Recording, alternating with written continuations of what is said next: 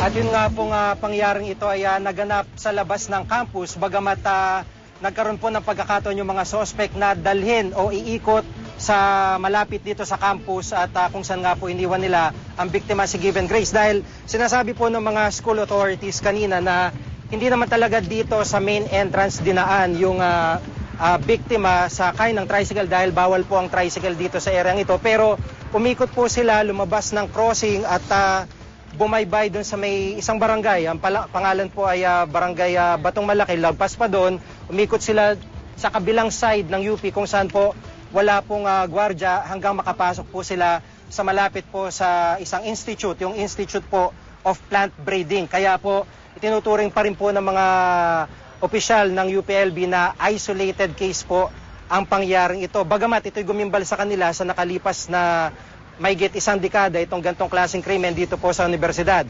At kanina nga po sa likuran ko lamang, ito po yung lugar kung saan po nagsagawa ng indignation rally yung mahigit sa o yung mga dandang estudyante, mga kawani ng UPLB, bukod pa dun sa mga professors na sumusuporta po dito sa panawagan para mabigyan ng hustisya. Ito pong si Given Grace Sebanico at nag-ali po sila ng mga kandila, nagtirag ng mga kandila, nag-ali ng mga dasal, ng mga kanta at nagkaroon din po ng testimonials o nagsalita yung mga kaibigan, lalo na yung mga roommates sa dormitory nitong si Given Grace. At nagkaroon po tayo ng pagkakataon para sila makausap at narito po ang kanilang pahayag.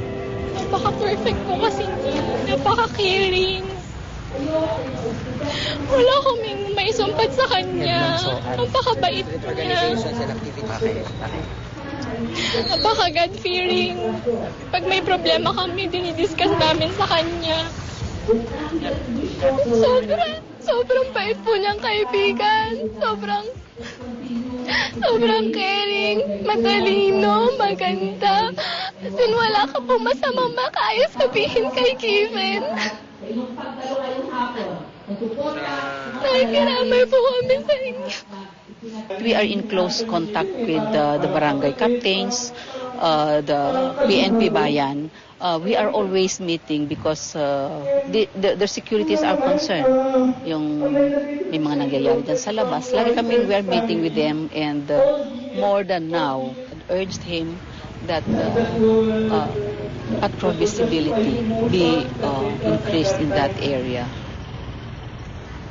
At sa puntong ito po, makakausap po natin si Ginoong Mark Lester Chico. Siya po yung head ng Students Organization and Activities Division dito po sa UPLB.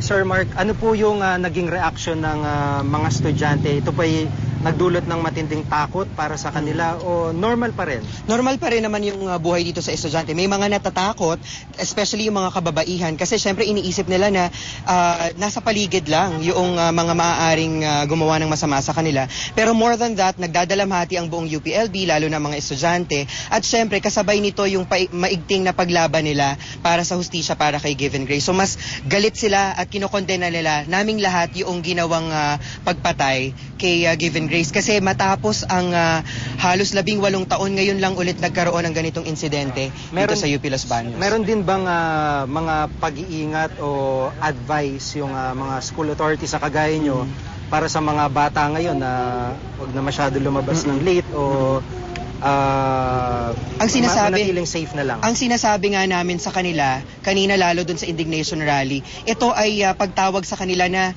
ingatan yung mga sarili. Tayo mismo, kami mismo na mga magkakaklase, mga kapwa estudyante, ang magngangalaga sa bawat isa. So, iwasan na yung paglabas ng masyadong gabi o kapag inuumaga, siguraduhin na may kasama sila na kung hindi man lalaki, body system ika nga. Kasi hindi talaga natin masasabi yung panahon ngayon. Kaya mas ina-advise namin na laging siguraduhin na may kasama kayo pag lumalabas. Ang turing nyo dito ay isolated case considering nangyari ito sa labas din ng campus. So, paano pang tingin nyo dito? Definitely, ito kasi ay nangyari sa labas dahil dito mismo sa campus, napaka-tight na ng security, hindi ba? At saka may kami dito, may curfew ng 10 o'clock. So, pag patak ng 10 o'clock, sinisiguro na yung mga estudyante ay wala na rito sa campus at umuwi na sa kanilang mga dormitoryo. So, masaklap lamang na kapag sa labas ka talaga nakatira at medyo mahina yung seguridad, yung mga polisiya doon, talagang nagkakaroon ng kumbaga ay problema.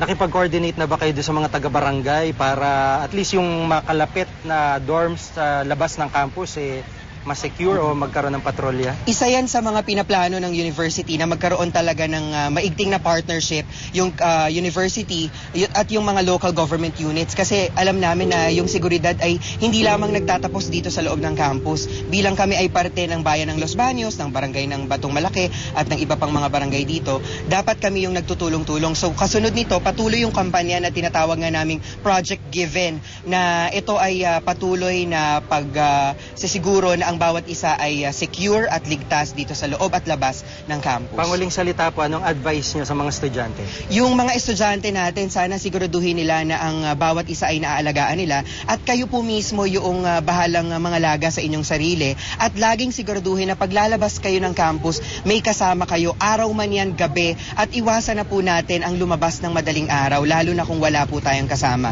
At hanggat maaari, dito na natin gawin sa loob ng campus yung mga activities na kailangan nating gawin at iwasan natin yung paglabas. Maraming salamat po, sir.